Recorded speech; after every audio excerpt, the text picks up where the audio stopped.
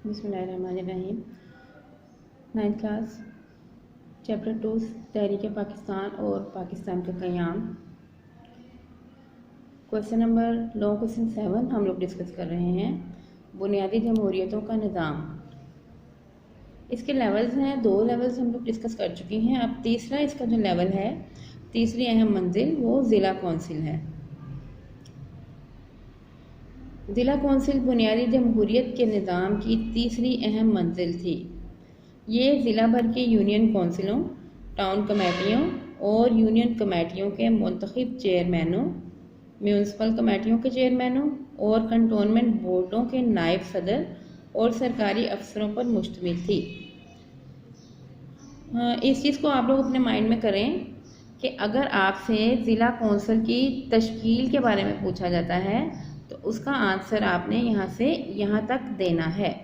अगर आपसे पूछा जाए कि ज़िला कौंसिल की तश्कील कैसे अमल में आती है तो उसके लिए आपका जवाब है कि ये union council, town committee, union committee के मुंतखब चेयरमैन, म्यूनसिपल कमेटियों के चेयरमैनों और कंटोनमेंट बोर्डों के नायब सदर और सरकारी अफसरों पर मुश्तमिल होती है। इस तरह से आपने इस क्वेश्चन को आंसर करना है। फिर आगे ज़िला कौंसिल के जो निस्फ अरकान हैं वो नामजद करदा होते हैं। हाफ मेंबर्स जो हैं ज़िला कौंसिल के वो मुंतखब करदा होते हैं और हाफ मेंबर्स जो हैं वो नामजद होते हैं। अब ज़िला का जो डिप्टी कमिश्नर या कलेक्टर ज़िला कौंसिल का चेयरमैन होता है, मतलब इसका जो बड़ा होता है वो चेयरमैन है।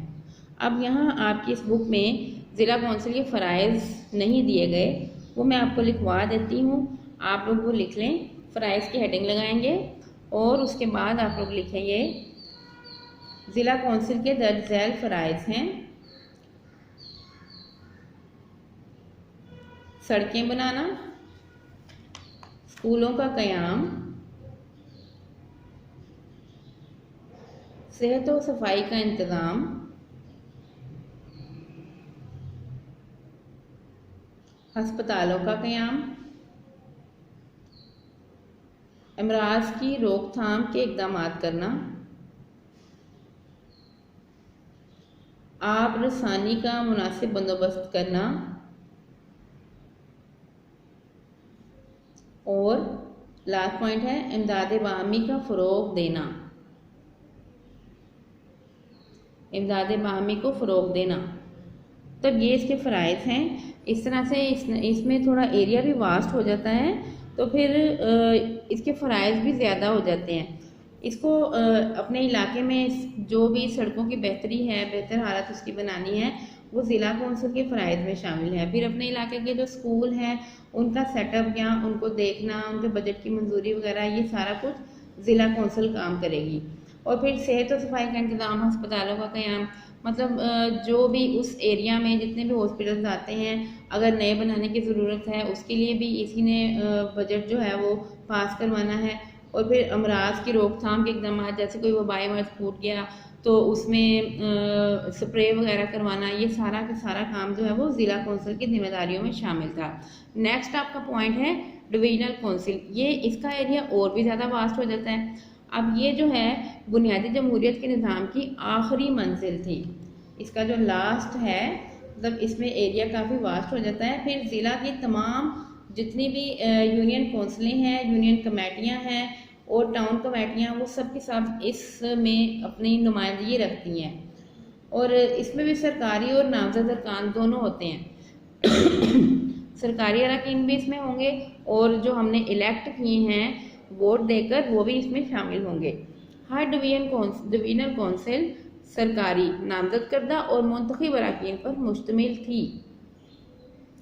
अब इसका जो बड़ा ओहदा है, डिस्ट्रिक्ट कौंसिल के चेयरमैन बलिहाज ओहदा डिवीज़नल कौंसिल के रुकन होते थे। डिवीज़नल कमिश्नर बलिहाज ओहदा डिवीज़नल कौंसिल का चेयरमैन होता था।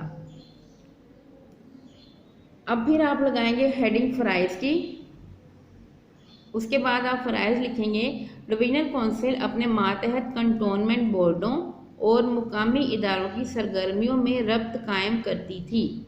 तब इन सब के जो काम हैं वो आपस में इंटर रिलेट करना डिवीजनल कौंसिल की जिम्मेदारी थी। अब डिवीजन के लिए तरक्याती स्कीमें मुरतब करती थी।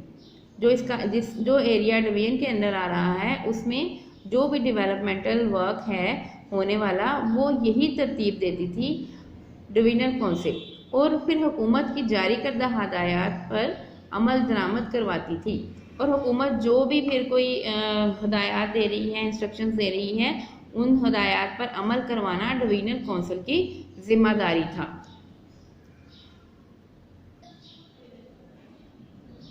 नेक्स्ट आपको पॉइंट आ रहा है निज़ाम की अफादियत। अब ये बुनियादी जमहूरियतों का निज़ाम चल पड़ा 1959 में।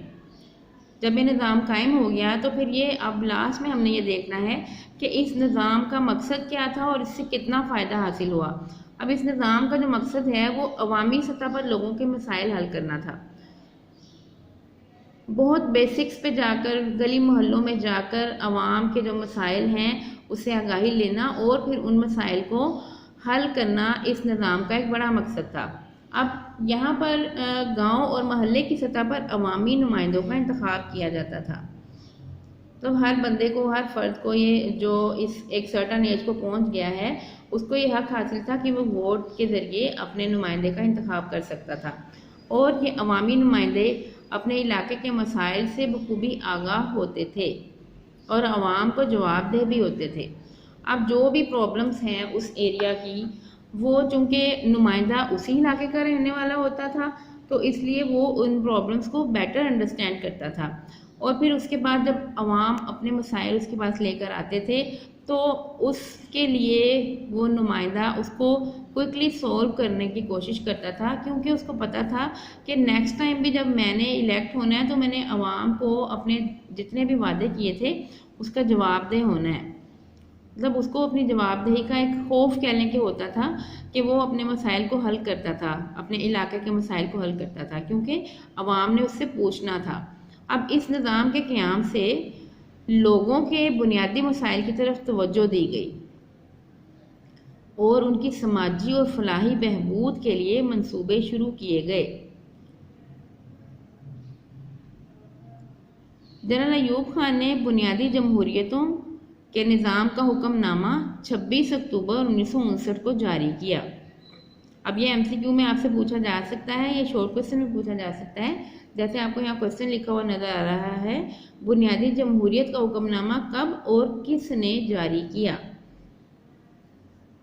आप इसका जवाब देंगे जनरल अयूब खान ने बुनियादी जमहूरियतों के हुक्मनामा का, जो बुनियादी जमहूरियतों के निज़ाम का हुक्मनामा 26 अक्टूबर 1959 को जारी किया, जिसके नतीजे में दिसंबर 1959 और जनवरी 1960 में मुल्क में इंतखाबात हुए, जिनमें 80,000 नुमाइंदों को मुंतखब किया गया।